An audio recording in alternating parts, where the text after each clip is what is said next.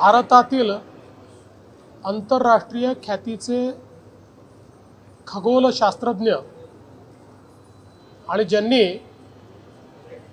खूप मोठ्या प्रमाणात विज्ञान आणि खगोलशास्त्राला नवीन आयाम दिला, सामान्य माणसापर्यंत विद्यार्थ्यांपर्यंत ते पोचवलं, विविध प्रकारचे त्याचे पैलू उघड केले, असे डॉक्टर जयंत नारळीकर यांचा दुःखद निधन हे आपल्या सर्वांकरताच अतिशय धक्कादायक आहे। खरं म्हणजे या संपूर्ण क्षेत्राला त्यांनी दिलेलं योगदान हे इतिहासामध्ये सुवर्ण अक्षराने लिहिण्यासारखं आहे आणि निश्चितपणे त्यांच्यासारखा व्यक्ती गेल्यामुळे एक मोठी पोकळी निर्माण झाली आहे। कारण डॉक्टर जयंत नारळीकर यांच्यासारखे लोक तयार होण्याकरता अनेक पिढ्या लागतात।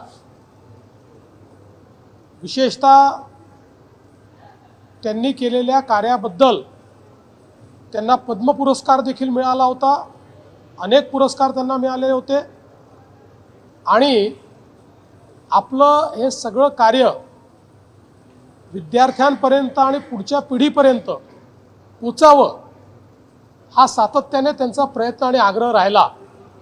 आणि म्हणूनच एका विज्ञाननिष्ठ खगोलतज्ञाला आज आपण मुकलो आहोत।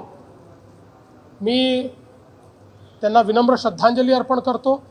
मंत्रिमंडळाने देखील आज त्यांना विनम्र श्रद्धांजली अर्पण केली आहे। आज मंत्रिमंडळाने महाराष्ट्राची नवीन हाऊसिंग पॉलिसी, नवीन गृहनिर्माण धोरण हे मंजूर केलेलं आहे। या धोरणामध्ये सामान्य माणसाला घर कसं मिळेल, माझं घर माझा अधिकार, अशा प्रकारच्या ब्रीदवाक्याने हे धोरण प्रेरित आहे। या धोरणामध्ये मुंबई MMR सहित संपूर्ण महाराष्ट्रातल्या भविष्यातल्या गृहनिर्माणाच्या धोरणाचा आढावा घेण्यात आलेला आहे। कुठे घरं बांधावे लागतील, किती घरं बांधावे लागतील, कशा प्रकारचे ट्रेंड्स आहेत याचा विचार केलेला आहे। कुठल्या प्रकारच्या घरांना इन्सेंटिव्ह द्यायचा आहे त्याचा विचार केला आहे। अफोर्डेबल हाऊसिंग, इन्क्लुझिव्ह हाऊसिंग याचा विचार केला आहे। आमचे जे वृद्ध लोकांची लोकसंख्या वाढते आहे त्याचा विचार केला आहे। वर्किंग वुमेन्सचा विचार केलेला आहे, विद्यार्थ्यांचा विचार केलेला आहे, कामगारांचा विचार केलेला आहे। सर्व प्रकारे जे काही विविध घटक आहेत या सगळ्या घटकांचा विचार या धोरणाच्या माध्यमातून केलेला आहे। स्वयं पुनर्विकासाचा विचार केला आहे। या निमित्ताने सर्व प्रकारच्या योजना आणि लाभार्थी यांना महाआवासच्या सिंगल पोर्टलवर आणण्यात येणार आहे आणि त्यातनं सर्वांना योग्य प्रकारे लाभ मिळाला पाहिजे, तो पारदर्शीपणे मिळाला पाहिजे याचा प्रयत्न केला जाणार आहे। शासकीय भूमी मॅपिंग करून त्या माध्यमातून ती गृहनिर्माणाकरता उपलब्ध करून दिली तर किमती कमी करता येतील, याकरता सगळीकडे त्याची रिपॉझिटरी किंवा बँक ही तयार करण्याचा प्रयत्न या माध्यमातून केला जाणार आहे। या सगळ्या गृहनिर्माणामध्ये सस्टेनेबिलिटी हा एक महत्त्वाचा इश्यू आहे। त्यामुळे नवीन तंत्रज्ञान की ज्या तंत्रज्ञानाच्या माध्यमातून सस्टेनेबिलिटी आपल्याला आणता येईल, शाश्वतता आणता येईल, निसर्गाशी साधर्म्य साधता येईल, अशा प्रकारचा प्रयत्न या धोरणाच्या माध्यमातून करण्यात आलेला आहे। 2007 नंतर हे पहिल्यांदाच महाराष्ट्राने धोरण केलं आहे। 2015 साली आपण धोरण केलं होतं, परंतु ते धोरण आपण अंतिम करू शकलो नव्हतो आणि 2019 साली पण आपण केलं होतं, पण त्याच्यानंतरच्या सरकारने ते धोरण त्या ठिकाणी काही लागू केलं नाही। त्यामुळे 2007 नंतर पहिल्यांदाच अशा प्रकारचं गृहनिर्माण धोरण सर्वसमावेशक समाजातल्या सर्व घटकांचा विचार करून केलेलं धोरण आज आपण केलं आहे. नवीन घरांसोबतच अनेक प्रकल्प रखडलेले आहेत. त्या बाबतीमध्ये सुद्धा या धोरणामध्ये रखडलेले प्रकल्प, अर्धवट असलेले प्रकल्प, रिडेव्हलपमेंट, या सगळ्या गोष्टी आपण घेतलेल्या आहेत.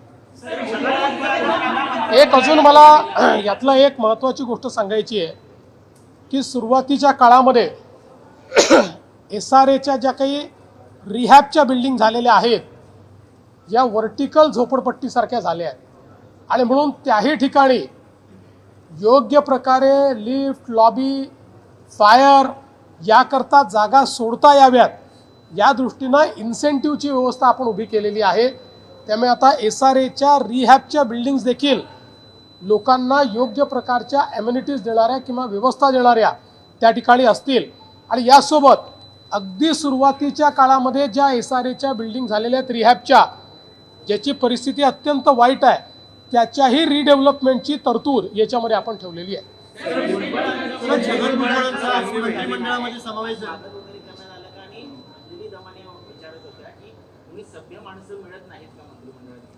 मला असं वाटतं की छगन भुजबळ एक ज्येष्ठ नेते आहेत. देशातला OBCंचा आवाज म्हणून भुजबळ साहेबांकडे पाहिलं जातं आणि म्हणून राष्ट्रवादी काँग्रेस पक्षाने भुजबळ साहेबांना पुन्हा मंत्रिमंडळामध्ये घेण्याचा निर्णय केला.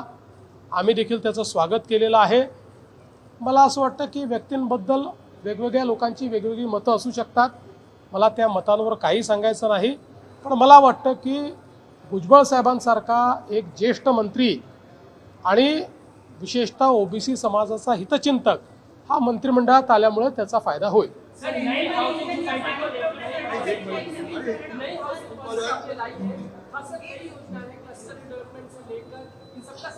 महाराष्ट्र में आज हमने नई हाउसिंग पॉलिसी लाई है.